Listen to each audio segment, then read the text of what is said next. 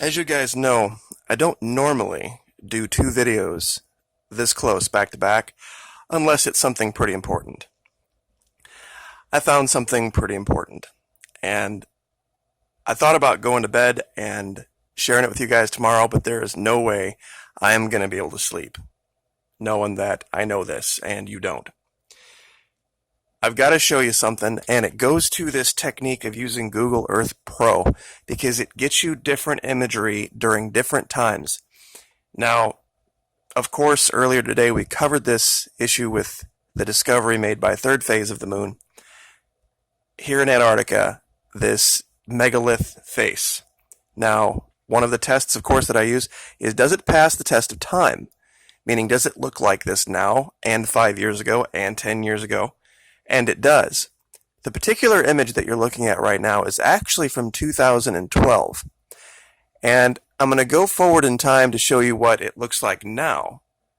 Well, this is 13, and if you keep going forward to 16 or 17, it looks, generally speaking, the same way. Now, unless you're looking at the 2012 version, you won't see what I'm going to show you. So I'm going to back it up here. Now, everybody's familiar, of course. Here's the mouth. Here's what looks almost like an Egyptian goatee-like thing down here, for lack of a better term. And of course, here's the upper lip, here's the nose, and we have one slitted eye and then one closed. Some have mentioned, that having just one eye open thing might be occult, might not, but watch this. And this is going to be a little disturbing, so just be prepared. Here's your other face. Do you see it? You have the eye here. You have another eye here. You have a nose. And you can see clearly a distinct jawline, an upper lip, and this looks exactly like our good friends, the Greys. Just like images that we've shown in the last 2 or 3 videos that we found in different areas. Now, as if this weren't strange enough, I got something else to show you guys that freaked me out when I saw it. I don't know if some of you saw up here real quick that there's a line that ends right here that I've created. Guess where this line goes to? Well, we're going to zoom out and we're going to follow it.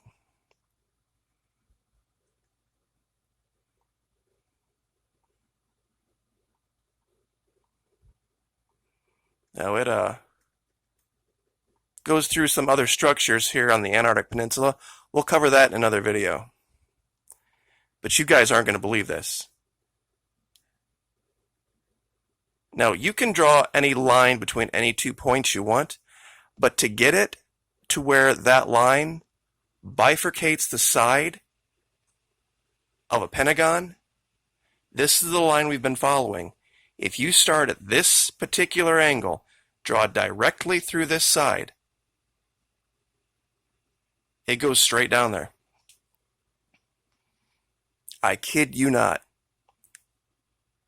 There are only 10 directions that you could draw lines out of this pentagon. And let me go forward real quick just so we can get to the right ear to show the actual pentagon underneath what we're showing here. There we go.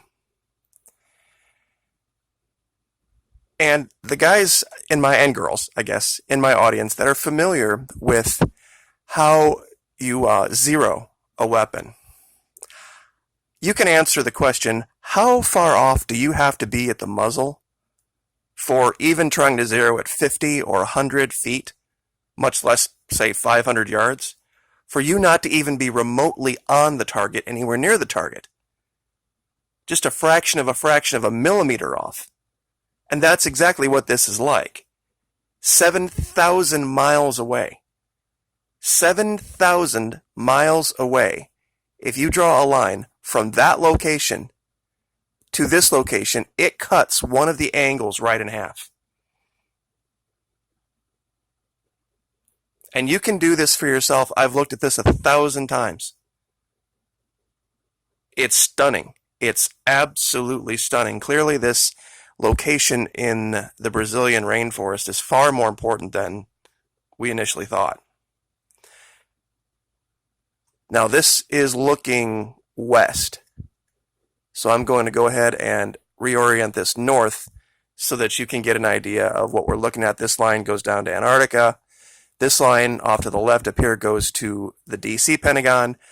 And what makes this, for those of you who are new to the investigation, so important is this particular Pentagon cut out of the middle of the rainforest in Brazil, a place near Alcantara, an Air Force base that DC just leased. The interior dimensions, or they should say the dimensions of this Pentagon, match the interior dimensions of the courtyard of our Pentagon to the foot. It's identical.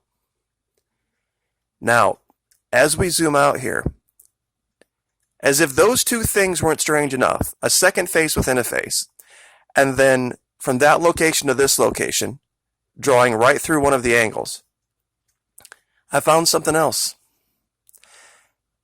Now, one of the lines that you can draw across the Atlantic Ocean takes you to a place that we've covered before.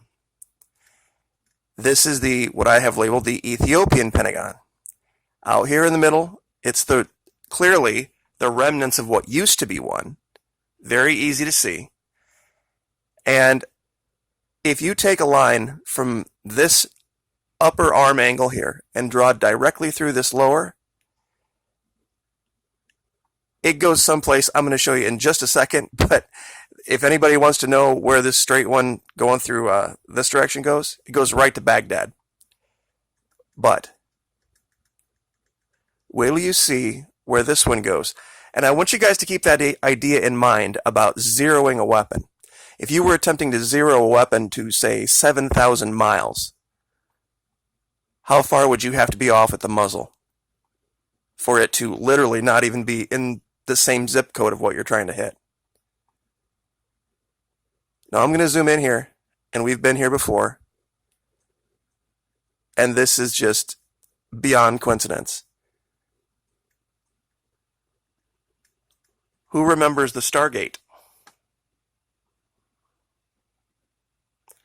If you take a line from the center of the Stargate and you draw it all the way up to Ethiopia, it'll bifurcate one of the lines in that Pentagon and go right through an opposing angle. That's 2 locations in Antarctica that also correlate with Baghdad, which the entire city of Baghdad, by the way, is a Pentagon in and of itself. We're going to save that for another video. The chances of this are just astronomically low. It's that this would just be, well, just random places. For those of you who are naysayers, yes, you're right. You can draw a line between 2 points. But to get it, we're not drawing a line between 2 points. We're drawing a line through 3. The location here, the side of a pentagon up there, and the opposing angle. To hit the opposing angle, yes, that's 2 points.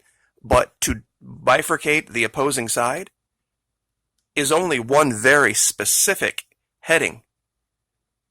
And to not only do that from this location here that we've been covering this last week, and once again, let me say very quickly, thank you, third phase of the moon. This is exactly what I had hoped would happen, that other channels, larger channels, bigger channels, would pick up this mantle and start looking for themselves. And I have 103,000 subscribers. They have 750-something thousand, close 747,000, something like that. If all of their subs, all of my subs, all started looking and all started really closing in on this stuff, we'd identify it in a heartbeat. Exactly what it is. Because I'm just one set of eyes and, one computer.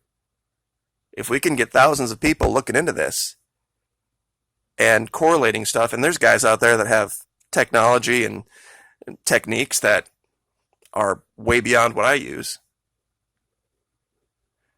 And I'll say it again, I don't think Google Earth knows Google knows what they have captured, what these satellite images have captured. Because a lot of these locations, you got to look really, really close. You won't see them. Like that face on that they found. I mean, that's still an incredible find. You know, it's you would still have to be very, very close in. Let me see if I can find it real quick since we're down here. Yeah, this is how close those two locations are. The stargate is right here, and that face is right here.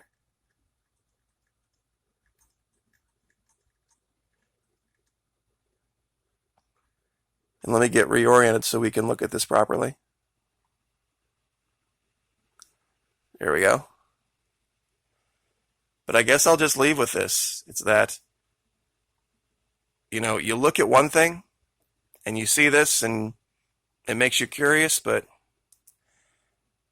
just backing up into history a little bit of a closer zoom level, and you see something totally else, totally different. Like, share, subscribe.